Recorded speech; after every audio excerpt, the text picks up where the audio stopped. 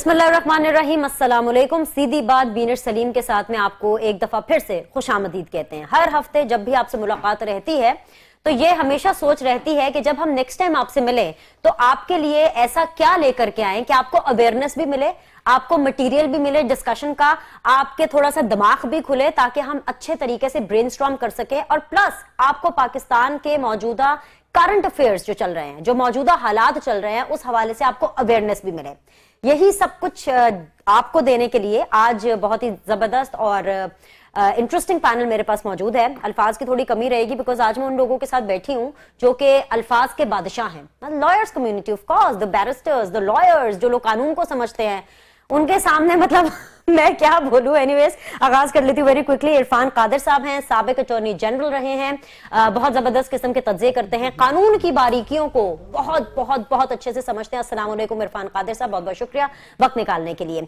Lahore studios में इस वक्त मेरे साथ मौजूद हैं one of my very dear friend, बहुत ही डिफरेंट स्कूल ऑफ थॉट से बिलीव करते हैं, very loud, I sometimes get really scared, but बहुत अच्छी और बुलंद आवाज निकालते हैं किसी भी इशू के बारे में। लाइक लिटरली मैं बात नहीं कर रही, मटीरियलिस्टिकली मैं बात कर रही हूँ। अजहर सदीक साहब किसी तारुफ के मोहताज नहीं हैं, आप इनके जो तज्जिये हैं, ख्यालात हैं, वो सुनते रहते हैं। और ऑफ कोर्स इस्लामाबाद से हमें ज्वाइन करेंगे बैरिस्टर मसरूर साहब, once again very good fellow, और बहुत अच्छी ओपिनियन रखते हैं और कानून के हवाले से भी एक अच्छा सिंपल एनालिसिस ताकि आप लोग को समझ आ सके वो देते हैं। एनीवेज जी, इंट्रोडक्शन मैंने आपका गेस्ट से करा दिया। अब आज का टॉपिक समझ तो गए होंगे क्योंकि आप लोग भी बहुत स्मार्ट हैं, बहुत एक्टिव हैं, कि आज आप समझ गए होंगे कि आज हम जुडिशियल एक्टिविज्म के बारे में ही बात करने वाले हैं। और क्यों हम उसके बारे में बात करने वाले हैं? क्योंकि जब जब हम देखते हैं कि जुडिशरी, या मोर स्पेसिफिकली अगर मैं ये बोलूं कि जब जब हम देखते हैं कि the chief justice of Pakistan, the very honourable, जब भी वो कुछ बात करते हैं, कोई सुमोटो लेते हैं, कोई नोटिस लेते हैं, तो वो खबर बन जाती है। कुछ लोग उसको पसंद भी करते हैं लेकिन कुछ लोग तनकीद भी करते हैं, और फिर एक डिबेट शुरू हो जाती है कि आया जो भी जुडिशरी कर रही है या चीफ जस्टिस ऑफ पाकिस्तान कर रहे हैं, क्या वो ठीक है, क्या उनका रोल बिल्कुल ठीक है, या फिर उनको अपना रोल कम या ज्यादा करना पड़ेगा। लिहाजा इसीलिए आज ये बैठक हम लोगों ने तरतीब दी है। ये मामला अब का नहीं है, ये मामला है इफ्तिखार चौधरी साहब का, जो मोस्ट एक्टिवली और मोस्ट रिसेंटली जो हमें याद है। इफ्तिखार चौधरी साहब जब चीफ जस्टिस ऑफ पाकिस्तान के मनसब पर दोबारा आए आफ्टर द मूवमेंट, तो हमने देखा कि आते ही उन्होंने तो नोटिसों की भरमार कर दी। किस चीज पर इफ्तिखार चौधरी साहब ने नोटिस नहीं लिया? और फिर हमने देखा, अगर मैं प्रेजेंट दौर की बात करूं, कि रिसेंटली 2013 के बाद जितने भी हमारे पास चीफ जस्टिस आए, उन्होंने बहुत ज्यादा नोटिस नहीं लिए, और जो नोटिस अगर लिए भी तो उसके अंदर वो वाइब्रेशन या वो अट्रैक्शन नहीं थी, या वो उस तरह से टेलीविजन स्क्रीन पर नजर नहीं आए, या चर्चा की जीनत नहीं बने, या डिस्कशन की जीनत नहीं बने, जिस तरह से हमारे रिसेंटली जो चीफ जस्टिस ऑफ पाकिस्तान है, very honourable justice Saqib Nisar साहब बने हैं। हमने देखा कि वो उस टाइम पर आते हैं समवेयर अराउंड दिसंबर 2016, जबकि पनामा की गूंज चल रही थी, पनामा केस अपने उरूज पर था, और उस टाइम पर उनकी इतनी ज्यादा इंटरफेरेंस या इस तरह के सुओ मोटो नोटिस हमने नहीं देखे जिसके ऊपर हम बात कर सके।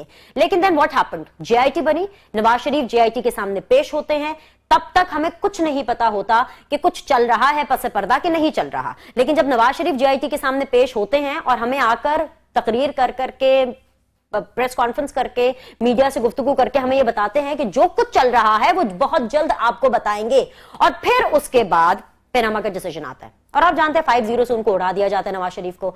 And then a wave starts. उनकी जो जीटी रोड के ऊपर पूरी कैंपेनिंग रही वो यही रही कि मुझे क्यों निकाला, और जुडिशरी के ऊपर एक बहुत बड़ा क्वेश्चन मार्क उन्होंने लगाया, जुडिशरी को उन्होंने आड़े हाथों लिया, जिसके बाद हमने देखा कि for some time judiciary under pressure आ गई। इस हद तक अंडर प्रेशर आ गई कि chief justice of Pakistan justice Saqib Nisar साहब, जो कि तमाम अपने अच्छा नहीं लगता जब आप उस बरहमी को या उस बरहम के लफ्ज को मेरे एक्सप्रेशंस के साथ जोड़ते हैं। भाई मैं मतलब I am not a person जो कि बरहम होगा, लेकिन हमने देखा कि फिर वही शख्स एकदम से इतने मुतहरिक होते हैं कि ये हॉस्पिटल्स के दौरे कर रहे हैं, ये नोटिस लिए जा रहे हैं, क्या दूध के ऊपर नोटिस, क्या महंगाई के ऊपर नोटिस, क्या गवर्नेंस के इश्यूज के ऊपर नोटिस, हर चीज के ऊपर हमने देखा कि रिसेंटली नोटिस पे नोटिस आ रहे हैं। और जब ये सब हुआ तो फिर आवाज बुलंद हुई। पहले अकेले नवाज शरीफ थे जो कि इस बात पे तनकीद कर रहे थे कि शायद उनको साजिश का निशाना बनाया गया। फिर हमने देखा कि बिलावल भुट्टो भी मैदान में आते हैं, वो भी पीछे नहीं रहते और वो भी आकर के चीफ जस्टिस साहब को, जुडिशरी को ये मैसेज देते हैं कि whatever you are doing is not your job. उनकी ट्वीट्स जो है वो मंजरेआम पर हैं। और फिर हमने देखा कि एक महाज खुल गया, फिर हर एक ने इसके अंदर अपनी बहती गंगा के अंदर हाथ धोए। हमने देखा खुर्शीद शाह पीछे नहीं रुके, उन्होंने बोला, यहां तक कि जो वुज़रा हैं, जो पीएमएलएन के जो दीगर लोग हैं, उनको तो कंटेम्प्ट के लिए कोर्ट में भी जाना पड़ा। निहाल हाशमी, ख्वाजा साद रफीक अभी तक जाते हैं और उनसे पूछा जाता है कि जी हाँ अब यहां पे बोले, लेकिन वो वहां बोल नहीं सकते। तो एक बड़ा सवाल इरफान कादिर साहब, काफी लंबी तमहीद होगी, क्या करें, लोगों को बताना भी पड़ता है कि आप जैसे मुअज़्ज़ज़ सामीन को हम लोगों ने क्यों बुलाया है। तो एक बड़ा सवाल ये डेवलप होता है। इरफान कादिर साहब, सवाल लेकर आपके पास आ रही हूं कि हमें जुडिशरी ये बताती है कि जब इदारे अपना काम नहीं करेंगे तो हम अपना काम करेंगे। क्या ये एटीट्यूड, क्या ये जेस्चर, क्या ये सेल्फ रिस्पॉन्सिबिलिटी फेयर इनफ है, जायज है? क्या ये लॉजिक लोग बाय करेंगे? क्या ये लॉजिक सेलेबल है? सर, ये लॉजिक जो है अब तकरीबन फेल हो चुका है। उसकी वजह यह है कि अगर हम थोड़ी देर के लिए इस चीज को मान लें कि अगर इदारे अपना काम नहीं करेंगे तो जुडिशरी उनका काम करेगी, तो फिर अगर जुडिशरी में इतना बड़ा बैकलॉग मौजूद है आज की मौजूदा दौर में, आज के दिन, तो फिर अदारे भी तो ये कह सकते हैं ना कि अगर जुडिशरी भी अपना काम नहीं करेगी तो हम भी जुडिशरी का काम करेंगे। एक तो ये सूरत हाल है। दूसरी सूरत हाल ये है कि अगर वाकई जुडिशरी अपना काम कर रही होती, जो कि उस तरह से नहीं कर रही, जो कि जुडिशरी में भी वही तनज़ली है जो अदारों में है, लेकिन अगर फर्ज किया हम मान लेते हैं कि जी जुडिशरी अपना काम कर रही है और अदारे अपना काम नहीं कर रहे, तो फिर इसका मतलब यह है कि जुडिशरी ने जहां हॉस्पिटल्स का चीफ जस्टिस ने इंस्पेक्शन की, वहां पे चीफ जस्टिस साहब जो है वो सूबाई हुकूमतों की भी मुख्तलिफ महकमों की इंस्पेक्शन करेंगे, फिर वो वफाकी हुकूमत के मुख्तलिफ महकमे जो ऑप्टिमम लेवल पर परफॉर्म नहीं कर रहे उनकी भी जाके उनके दफ्तरों में जाके इंस्पेक्शन करेंगे, फिर चीफ जस्टिस साहब वफाकी हुकूमत की मुख्तलिफ मिनिस्ट्रीज में भी इंस्पेक्शन करेंगे। तो ठीक है, अच्छी बात है अगर वो करना चाहते हैं, लेकिन खुदारा ये तो कौम को बता दें कि आइन के कौन सी शिक है जिसके तहत चीफ जस्टिस साहब जो है ये सारे मनसब अपने हाथ में लेंगे। और अभी लेटली तो उन्होंने कहा है खाकान अब्बासी साहब, वजीर आजम साहब ने, कि आज भी असल वजीर आजम तो मियां नवाज शरीफ साहब हैं, जिनको कि जुडिशरी ने बकौल जुडिशरी के तो उनको नाअहल कर दिया गया। तो इसका मतलब है कि वजीर आजम जो है वो भी जिनको नाअहल किया है, वो आज भी अगर वजीर आजम है तो फिर वजारत उज़्मा में भी काम उस तरह नहीं हो रहा जिस तरह जुडिशरी चाह रही है। तो क्या वजारत उज़्मा भी आइंदा जुडिशरी चलाएगी? और क्या इलेक्शन कमीशन भी जुडिशरी को चलाना है? और क्या नैब का महकमा भी जुडिशरी को चलाना है? तो मुझे तो आइन में कोई ऐसी शिक नजर नहीं आई जिससे पता चलता हो कि लेजिस्लेचर को भी जुडिशरी ने रेगुलेट करना है, एग्जीक्यूटिव को भी जुडिशरी ने रेगुलेट करना है। और अगर ये इस वक्त समझा जा रहा है कि बड़ा जरूरी हो गया कि जुडिशरी जो है वो टेक ओवर कर ले तमाम पाकिस्तान के इदारे, तो फिर उसमें हमें चाहिए कि फिर आईनी तरामीम जो है कॉरस्पॉन्डिंग वो भी ले आए ताकि जुडिशरी बासानी ये कार्य खैर जो है वो सरंजाम दे सके।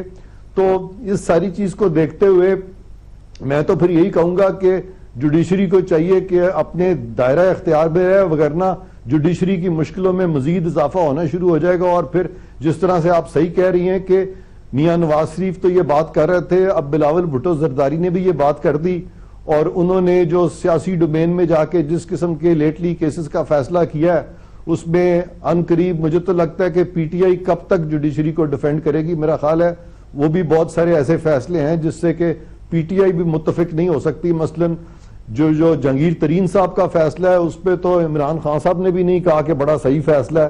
तो इसका मतलब है कि पाकिस्तान की अगर तमाम सियासी पार्टियों की एक रिजर्वेशन मौजूद है जुडिशरी के लिए, तो फिर जुडिशरी को भी अपने घर को न सिर्फ ठीक करना है बल्कि अपने दायरा इख्तियार के अंदर उनको रहना चाहिए। और इस चीज पर मैं समझता हूं सबसे पहले चीफ जस्टिस ऑफ पाकिस्तान को अब गौर व फिक्र करना चाहिए। ठीक है जी, चीफ जस्टिस ऑफ पाकिस्तान को गौर व फिक्र करना चाहिए। For the time being Irfan Qadir साहब, मैं वापस आपके पास आती हूँ। Let me have other opinion. Azhar Siddique साहब, देखिए तासुर तो यह है कि इस वक्त सियासतदान पॉलिटिशियन वर्सेस जुडिशरी है, और जब ये तासुर आएगा, ये तासुर पनपेगा, तो फिर ये क्वेश्चन भी उठाया जाएगा जिस तरह से मैंने इरफान कादिर साहब से पूछा कि अगर इदारे काम नहीं करेंगे तो क्या ये जस्टिफिकेशन ठीक है कि अगर इदारे काम नहीं करे तो कोई और उनका काम करे, जुडिशरी उनका काम करे, आके पाकिस्तान को ठीक कर ले। बहुत शुक्रिया। I'm totally in disagreement with the arguments Irfan Qadir साहब ने दिए हैं। वजह है एक्सपेक्टेड यूजुअली डेफिनेटली रीजन, उसके रीजंस मैं अभी आपके सामने एक्सप्लेन कर देता हूं। First of all, judicial activism panel कोई ऐसी बला नहीं है कि जो पाकिस्तान में आई।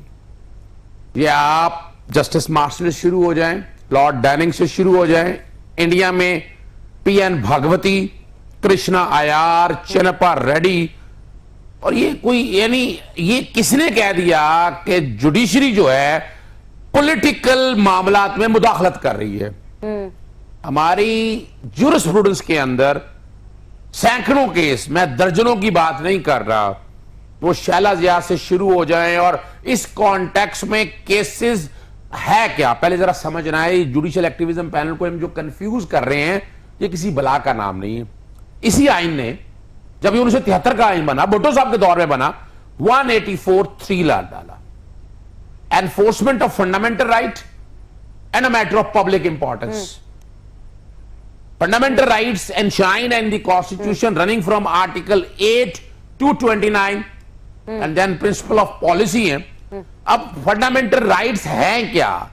वैसे तो आपने यहां आइन तोड़ने आर्टिकल 6 के हवाले से तो कह दिया, आइन तोड़ेंगे तो अब ये होगा, ये जो बुनियादी हक, जो सोशल कॉन्ट्रैक्ट आपने आइन का बनाया है, मिसाल के तौर पर कहा जाता है जी वो अस्पताल क्या करने के, आर्टिकल 9 बहुत वाइड हो चुका है, राइट टू लाइफ की बात है। अच्छा सर, इसको तो सिंप्लीफाई कर लेते हैं। मैं चाहती हूँ आप बोले, मैं आपकी पूरी बात सुनूंगी, इसको सिंप्लीफाई कर लेते हैं।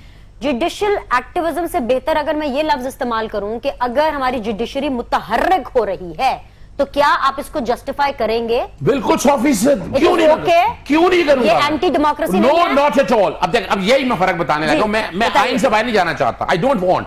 3 ऑर्गन है आपके यहां, लेजिस्लेचर मौजूद है, एग्जीक्यूटिव है।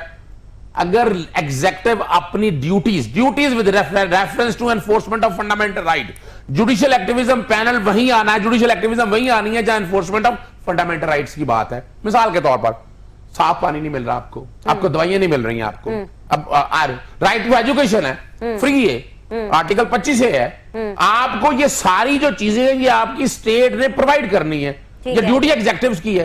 अच्छा, एग्जीक्यूटिव जब पूरा नहीं करती है तो इस गैप को फिल किसने कहा? आइन ने कहा कि ये 184(3) जो है आर्टिकल 119 में ये लिखा हुआ है। जो इरफान कादर साहब कह रहे हैं ना, उसकी बात को आगे भी तो बढ़ाना ना। इरफान कादर साहब ये कह रहे हैं कि जुडिशरी को अपनी हद में रहना चाहिए, वरना तनकीद होगी, वरना क्रिटिसिज्म होगी। यही बात तो इरफान कादर साहब, आई बेग टू डिफर। इसलिए कि ये सारे पॉलिटिकल लोग बात कर रहे हैं। जिस दिन जो सड़क आदमी करेगा ना आगे तनकीद कि जनाब मुझे ये जुडिशरी कर रही है ना, तब बात कीजिएगा। ये छोड़ दें, पॉलिटिकल उनका इशू है। यानी 32 साल हो गए नवाज शरीफ साहब को हुकूमत करते हुए, उन्हें उस वक्त ख्याल नहीं आया जुडिशियल सिस्टम खराब है। 4.5 साल उनकी हुकूमत आ गई, उन्हें तब ख्याल नहीं आया कि जुडिशियल सिस्टम के अंदर कोई प्रॉब्लम आ गई। जिस दिन वो डिस्क्वालीफाई तब उन्हें ख्याल आ गया। और दूसरी तरफ देखिएगा, आपको बात बड़ी सिंपल सा मैं कह रहा हूं, अगर मैं एक बात कर रहा हूं, मुझे साफ पानी मिल जाए, मुझे एजुकेशन फ्री मिल जाए, मुझे अब अस्पताल में फैसिलिटीज, तो जरूरत क्या है इस प्रोएक्टिव जुडिशरी की? इस प्रोएक्टिव पाकिस्तान के अंदर मेरी नजर के मुताबिक अभी जुडिशियल एक्टिविज्म कम है। सर, ये जो आप बता रहे हैं ना, यही जस्टिफिकेशन और यही लॉजिक्स दे करके तो मार्शल लॉ लगते रहे। जब मार्शल लॉ लगा पाकिस्तान में, ये कहा गया है कि इदारे काम नहीं कर रहे, पाकिस्तान में काम नहीं हो रहा, मुल्क को बचाना है, मुल्क पहले आइन बाद में, मुल्क को बचा लो। यूं ले लें, चले मैं सिंपल सी बात बता रहा हूं आपके सामने रख लें। तमाम इदारे, नैब का आपने देख लिया था सुप्रीम कोर्ट के सामने क्या कहा, कुछ नहीं करना। एफबीआर का रोल आपने देख लिया, आपने नेपरा का रोल, मैं चूंकि मेरा काम ही यही है, हम हर रोज यही करता हूं। अभी आपने देखा नहीं, स्वाइन फ्लू से लोग मर रहे हैं, यहां डेंगू से लोग मरे, यहां मीजल से लोग मरे, यहां जाली अदविया। देखिए ये काम एग्जीक्यूटिव नहीं कर रही, तो देखिए मेरे पास रेमेडी क्या है। अगर एग्जीक्यूटिव ये काम नहीं कर रही है एनफोर्समेंट ऑफ फंडामेंटल राइट्स के मुताबिक, इसी आइन ने आर्टिकल 199 और 184(3) में रेमेडीज दी हैं। और ये जो पॉलिटिकल फैसलों की बात करी, जरा इसको एक साइड पे रख दें। जहां तक ये जो फैसला है ना, अपना जहांगीर तरीन के हवाले से बात कर रहे हैं, ये सारी ये 184(3) के अंदर फैसले किए उन्होंने। देयर आर सर्टेन डिसीजंस जो हो सकता है पॉलिटिकल डिसीजंस हो, लेकिन वो पॉलिटिकल डिसीजंस का वजह क्या है? जब कानून के मुताबिक काम नहीं कर रहे तो रेमेडी क्या है? ये या तो इस गैप को फिल करे आपकी पार्लियामेंट आगे, जब नहीं करेगी तो जुडिशरी करेगी। नहीं, मुझे एक ब्रेक लेना, लेकिन एक डिबेट ये भी बनती है कि अगर फॉर एग्जांपल इदारे अगर काम नहीं कर रहे तो जुडिशरी या कोई भी जो तीसरा इदारा वो आके डिक्टेट कर लेगा, उसकी जगह लेगा। सर वापस आके बात करते हैं, एक ब्रेक लेते हैं, ब्रेक के बाद वापस आएंगे। इरफान कादिर साहब मेरे साथ मौजूद है, अजहर सदीक साहब मेरे साथ मौजूद है, and of course barrister Masroor Shah साहब भी मेरे साथ मौजूद हैं। एक break, will be right back shortly.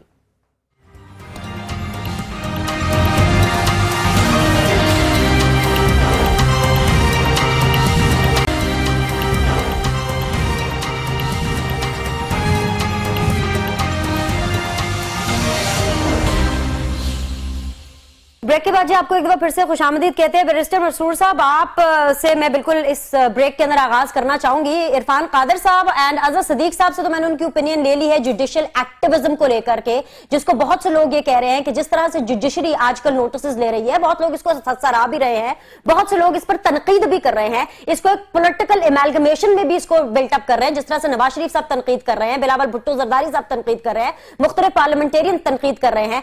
क्या ये सू नोटिस, क्या ये इंटरफेरेंस ठीक है? क्या इन इंटरफेरेंस से जमहूरियत को कोई खतरा हो रहा है? सर देखिए, सबसे पहले हमें जुडिशियल एक्टिविज्म के मतलब को समझना होगा कि जुडिशियल एक्टिविज्म होता क्या है, फिर हम डिस्कस कर सकते हैं क्या वो सही है या गलत है। जुडिशियल एक्टिविज्म का मतलब है कि कोर्ट अपने फैसलों में रोबस्ट हो, जो अपनी पुरानी ट्रेडिशनल थिंकिंग है उससे उनके जो जंजीरें हैं उसको तोड़ के नए जिद्दत पसंद फैसले करे, इसको कहते हैं जुडिशियल एक्टिविज्म। यहां जो पाकिस्तान में हम देखते हैं, चाहे वो इफ्तिखार चौधरी के जमाने में हो या अब एक नई वेव चली है, ये जुडिशियल एक्टिविज्म इसको नहीं कहा जा सकता। और खास तौर पे हमारे आइन में जहां पे सेपरेशन ऑफ पावर का कॉन्सेप्ट है, जहां पे इदारों के दरमियान इख्तियारात की तकसीम का कॉन्सेप्ट मौजूद है, एक इदारा अगर दूसरे इदारे की जिम्मेदारियां संभाल ले या उनके काम करना शुरू कर दे तो उसको जुडिशियल एक्टिविज्म आप नहीं कह सकते। कोर्ट का काम इंसाफ की फराहमी है, पहले जो अपना हाउस इन ऑर्डर करें। हमारी नीचे कोर्ट्स में जो बुरा हाल है, दादा केस फाइल करता है, पोते को इंसाफ मिलता है, और उसके बाद जो है कोर्ट्स में जो करप्शन चल रही है। अब आप देखें, खाली सुप्रीम जुडिशियल काउंसिल में जो सुपीरियर जज साहिबान है सुपीरियर कोर्ट्स के, कितने ही दर्जनों केस साल पेंडिंग है, उनकी हियरिंग ही नहीं शुरू हुई। ठीक। इसी तरह नीचे आपको रिफॉर्म्स की जरूरत है कोर्ट्स के। तो अगर अस्पतालों की हालत सही नहीं है, वो एक एडमिनिस्ट्रेटिव मसला है, वो हुकूमत जाने, अगर वो नहीं डिलीवर करेगी, उनका एहतसाब होगा 5 साल बाद, अवाम उनको वोट आउट कर देगी।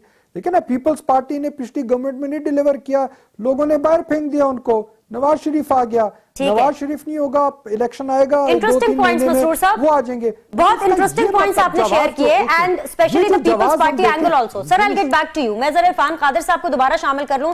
कादिर साहब, मैंने वहीं से एक नई डिबेट स्टार्ट करनी है। जब आपने हद की बात की, जब आपने अपना एनालिसिस खत्म किया, तो आपने कहा कि अदलिया को, जुडिशरी को अपनी हद में रहना चाहिए, नहीं तो तनकीद होगी। लेकिन यहां पर एक डिबेट यह भी है कि हमें यह बताया जाता है कि अपनी हद तो जुडिशरी खुद तय करेगी। अगर अपनी हद कोई भी इदारा, अगर लेट्स से जुडिशरी भी अगर अपनी हद तय करती है, तो क्या उसमें बायस नहीं आएगा? मतलब अगर फॉर एग्जांपल मैं इस चैनल में बैठी हूं, मैंने किस दिन कितने बजे शो करना है, कौन से गेस्ट होंगे, मैं तो ऑब्वियसली सर अपना कंफर्ट देखूंगी ना। Am I right? जी, यू आर एब्सोल्युटली राइट। ये जुडिशरी की हद जो है कॉन्स्टिट्यूशन ने तय कर दी है।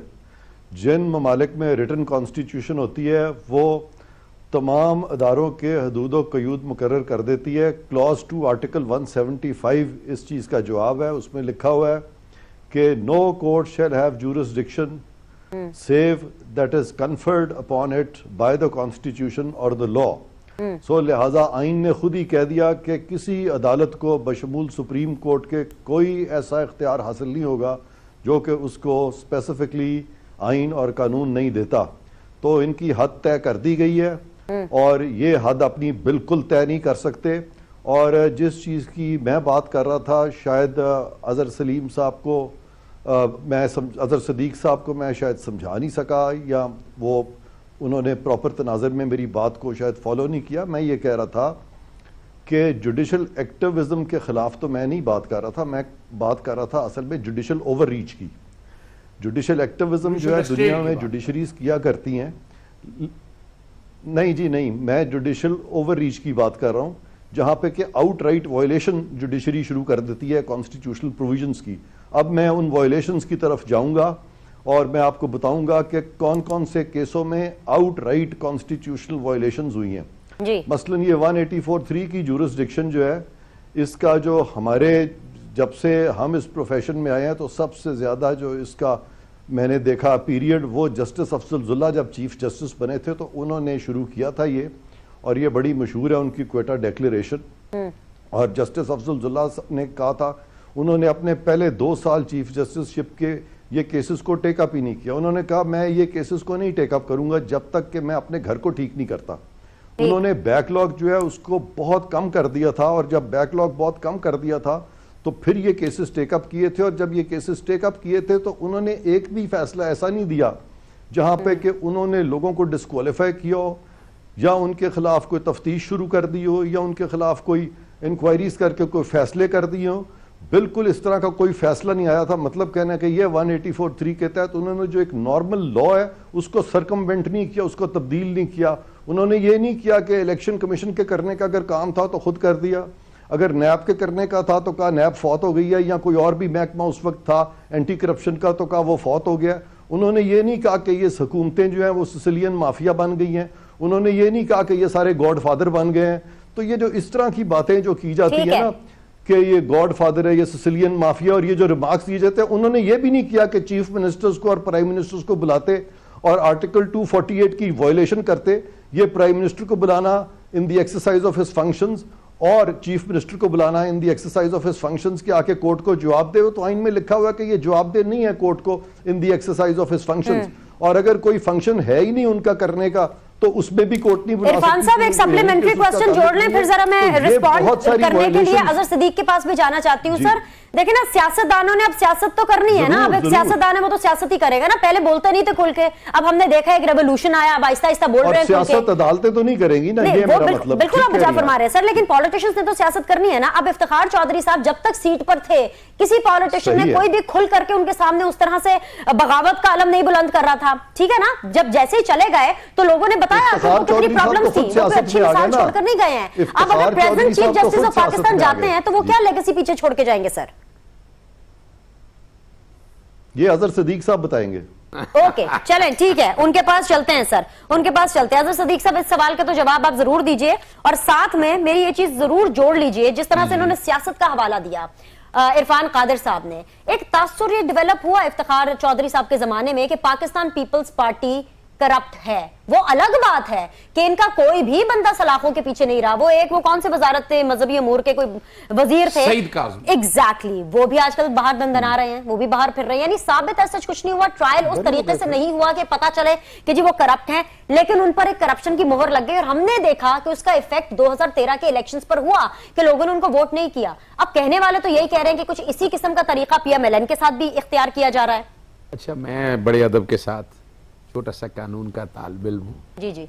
सुप्रीम कोर्ट के जो जजेस बनते हैं ना, जी जी, हाई कोर्ट में रहे हैं, सुप्रीम कोर्ट में रहे हैं, बहरहाल मैं उनसे आज भी ऊपर नहीं। मैं जितना मर्जी इंटेलिजेंट हो जाऊं, जितना मर्जी ज़हीन हो जाऊं, उनकी जहानत के करीब मैं नहीं पहुंच सकता। और ये आइन भी यही कहता है कि जो कह दिया उन्होंने ना, वो दैट इज फाइनल। आइन ये नहीं कहता। सर जरा मैं इरफान साहब मुझे अपना बिल्ड कर ले दीजिएगा फाइनलिटी के कॉन्टेक्स्ट में। अब मैं वापस आता हूं। देखिए बात बड़ी सिंपल सी मैं कर रहा हूं, आपको सियासतदान करते नजर आ रहे हैं। जिस दिन आप सड़कों में मुझसे देखिए, मेरे सवाल का किसी के पास जवाब नहीं है। मैं मिसाल के तौर पर बैकलॉग की मसरूर साहब ने बात की, बड़ी अच्छी की बात। देखिए जुडिशियल एक्टिविज्म सिविल कोर्ट में नहीं होती, सेशन कोर्ट में नहीं होती, ये हाई कोर्ट में है या सुप्रीम कोर्ट में है। इनकी तादाद के मैंने वो परसेंटेज निकाली हुई है, यानी 184(3 जो बड़ा, यानी सुप्रीम कोर्ट, आम नागरिक को समझना चाहिए 184(3 है क्या। 184(3 कहता क्या है? Without prejudice to the provision of article 199, Supreme Court shall, if it consider a question of public importance with reference to the enforcement of any of the fundamental rights conferred by Chapter 1 of Part 2 is involved, have the power to make an order of the nature mentioned in this said article. मैं बड़े अदब के साथ, मेरा सवाल बड़ा simple सा है, मैं छोटा सा एक कानून का एक तालिब इल्म हूं, मैंने हाई कोर्ट्स में से रेशो निकाली तो ये 5% रेशो है जो ये जुडिशियल एक्टिविज्म की नेचर में या इस कॉन्टेक्स्ट में पिटीशंस आ रही हैं। अच्छा, मैं सुप्रीम कोर्ट में गया, मैंने कहा सुप्रीम कोर्ट में देखूं, इफ्तिखार चौधरी साहब के टोटल 33 फैसले हैं 2005 से लेकर 2013 तक जो हरफे तनकीद बने हुए हैं। मौजूदा चीफ जस्टिस साहब ने जो इशू लिए हैं, और वो बड़ी अच्छी एक रवायत का हमें अप्रिशिएट करना चाहिए कि वो हफ्ते वाले दिन कोर्ट का, हफ्ते को अदालत नहीं होती, वो अपना वक्त सेक्रीफाइस कर रहे हैं बड़े अदब के साथ। आई एम सॉरी टू से सर, संडे को अदालत लगाते हैं सर। हाँ जी, देखिए, अच्छा वो मैं एक और बता दूं सर, मैं एक मैं इतना भी बिल्डअप ना करेंगे, इसमें निकल जाए। एक बात बता दूं, क्योंकि मैं इसी अदालतों में जस्टिस साकिब निसार साहब जब हाई कोर्ट होते थे ना, हाँ जी, जितनी मेरी वो क्लास लिया करते थे, मुझे नाराज हुआ करते थे, ये क्या जुडिशियल एक्टिविज्म पैनल, ये जुडिशियल एक्टिविज्म, ये क्या मजाक बनाया हुआ तुमने, मुंह उठा के आ जाते हो। तो मैंने सिर्फ कुछ नहीं कहता, मैं सर जब अल्लाह ताला ऐसी यानी देखे ना, जब इख्तियार में लेके आएगा ना, चीफ जस्टिस बनने के बाद इख्तियार आया है, फिर उन्हें समझ आए ये मसाइल क्या है यहां, यानी ये पूरा आइन और कानून आम इंसान यानी यानी आप बात कर रहे हैं मिसाल के तौर पर कि जनाब पहले पता ही नहीं था कि मसाइल क्या पाकिस्तान ना, मेरी सिंपल जो बात की ना उन्होंने अफजल साहब के दौर की, उस वक्त इतनी करप्शन थी, उस वक्त इदारे इस तरह काम करते थे। बता दें, मसरूर शाह साहब भी बेकरार हो रहे हैं कमेंट करने के लिए। मैं बड़ी सीधी सी बात कर रहा हूं, मैं जो समझ रहा हूं कि जब तक ये हालात बिल्कुल राइट ट्रैक पे नहीं आते, एनफोर्समेंट ऑफ फंडामेंटल राइट जारी नहीं होता, अच्छा। मैं नहीं समझता कि सुप्रीम कोर्ट या अदालतें इस मामले को सामने रखते हुए आंखें बंद रखेंगी। हमारे जैसे लोग दरवाजे खटखटाते रहेंगे, हम बाज तो नहीं आएंगे, हम ये करते रहेंगे, और ये अल्लाह ताला आसानी रखे, और ये उनकी आईनी जिम्मेदारी है। सर मुझे ब्रेक के ऊपर जाना है, जल्दी से वेरी क्विकली बता दें, जो तासुर है कि जैसा पीपल्स पार्टी के साथ इफ्तिखार चौधरी साहब ने किया वैसे कुछ पीएमएलएन के साथ हो रहा है, राइट और रॉन्ग? Sir very quickly. बिल्कुल नहीं, बिल्कुल गलत बात है, बिल्कुल गलत बात है। मसरूर शाह साहब, मैं ब्रेक पर जा रही हूं और यही दोनों सवालों का जवाब मैं आपसे जरूर आके लूंगी। एक ब्रेक लेते हैं, will be right back for the final round of discussion.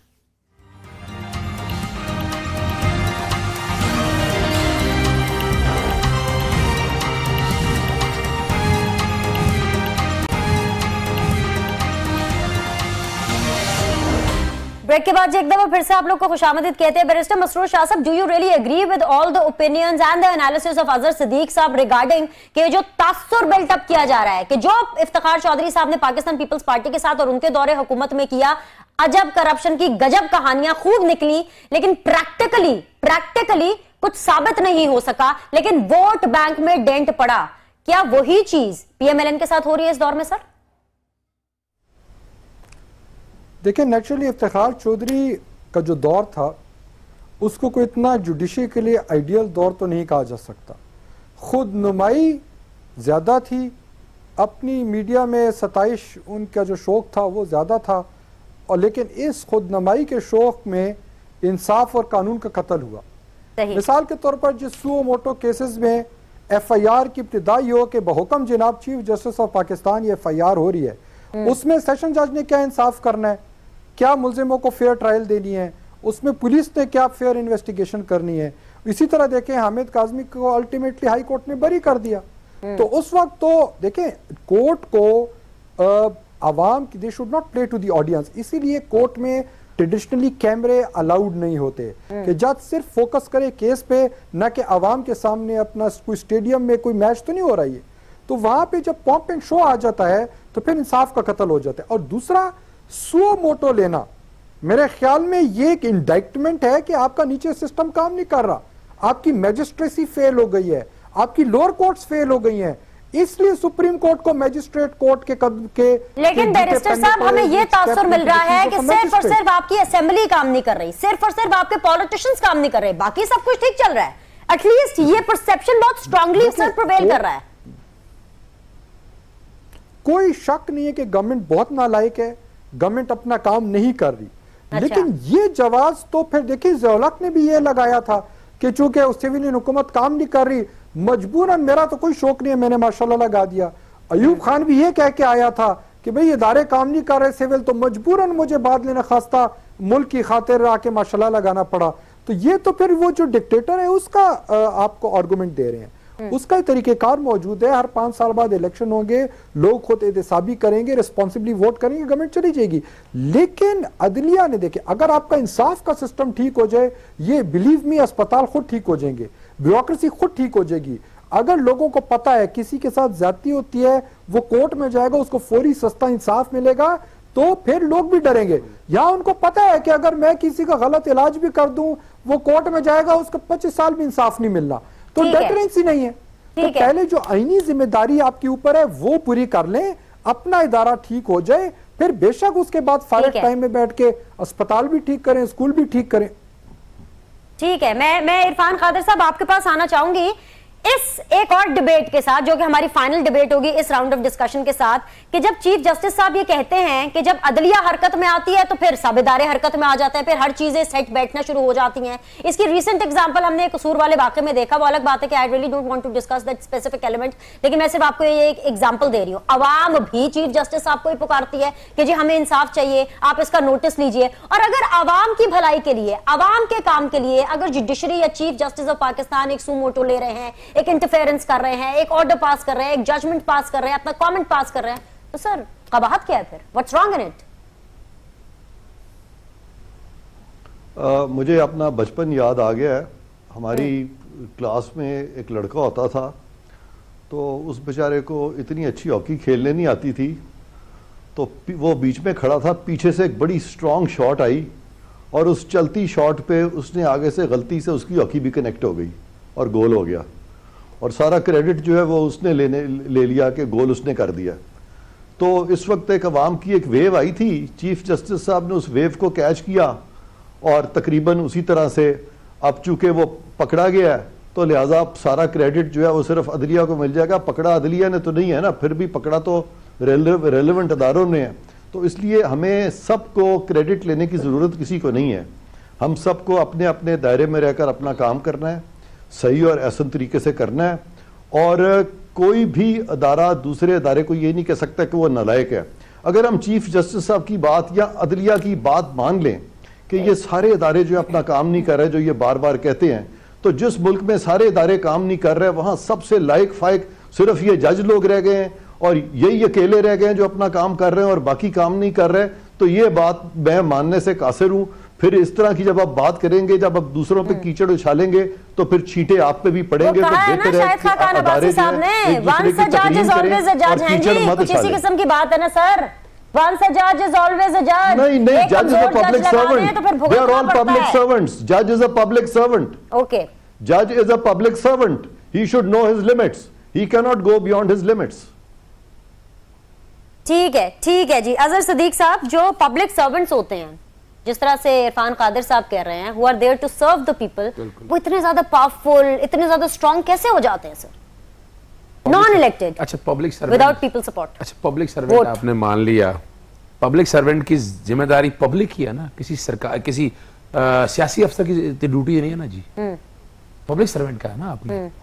अच्छा दूसरी बात को जरा मैं देखिए, मैं चूंकि इसी पार्ट का हिस्सा हूं, हमें एक बात समझनी है, अदालतों में अगर आप इंग्लिश कोर्ट्स में चले जाएं, वह अदालतों में रेशो क्या है केसेस जाने की, आपने पर्चा दर्ज कराना हो ना, बेनिश ये चैलेंज है मेरा, मैं जाके दर्ज करा के दिखा दे, उसके लिए मैं अदालत आऊं पर्चा दर्ज करने के लिए। यानी कैसा ये निजाम है हमारे यहां पर, इन्वेस्टिगेशन चेंज करानी हो वहां हूं मैं, मुलजिम पकड़ना हो मैं वहां हूं, मुझे नौकरी ना मिले मैं अदालतों में धक्के खाता फिरूं, मेरे खिलाफ टैक्स की असेसमेंट गलत हो जाए मैं धक्के खाता रहूं।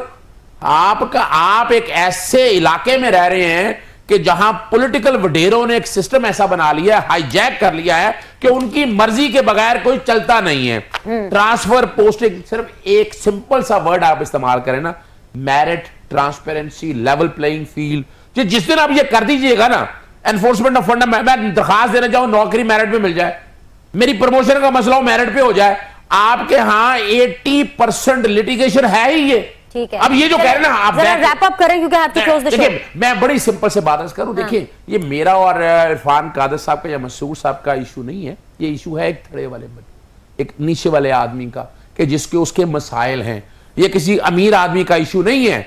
यहां बड़ी सीरियस बात है कि अगर आप आइन, मैं आइन से बिल्कुल बाहर नहीं निकल रहा। आज तक जितनी जजमेंट्स हुई हैं, यानी पीएन भगवती, पता नहीं अल्लाह ने, वन ऑफ द फाइनेस्ट जज चिन्नप्पा रेड्डी, कृष्णा आयार, उन्होंने ऐसी जुडिशियल एक्टिविज्म पे जजमेंटें दी हैं कि जहां बैठ के आप अंदाजा लगाए नर्सिंग होम बन रहा था ग्राउंड के अंदर, उन्होंने वो नहीं, ये भाई ये तो काम पॉलिटिकल शख्सियत का काम है। मसरूर साहब, आपके क्लोजिंग कमेंट्स में चाहूंगी प्लीज, फाइनल 1 मिनट।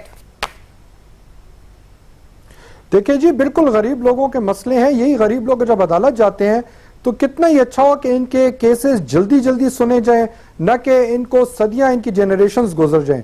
मेरे ख्याल में अगर इनको इंसाफ ही वक्त पर मिल जाए तो मेरे ख्याल में गरीब आवाम की ज्यादा खिदमत हो जाएगी, पब्लिक का ज्यादा फायदा होगा। ठीक है, बहुत बहुत शुक्रिया। मैं सिर्फ एक बात कह दूं, नहीं मैं सिर्फ ये कह दूं कि कितनी रेशो है, यानी ये ऑफेंड ऐसी बात नहीं करनी चाहिए। काम चंद होंगे केसेस जो लेट होते होंगे। इरफान कादर साहब मेरे साथ बने हुए थे, बहुत बहुत शुक्रिया। बैरिस्टर मसरूर साहब को बहुत शुक्रिया। अजहर सिद्दीक साहब वेरी डायनामिक, इनका बहुत बहुत शुक्रिया। आपके फीडबैक का इंतजार रहेगा। I see you all tomorrow. अल्लाह हाफिज।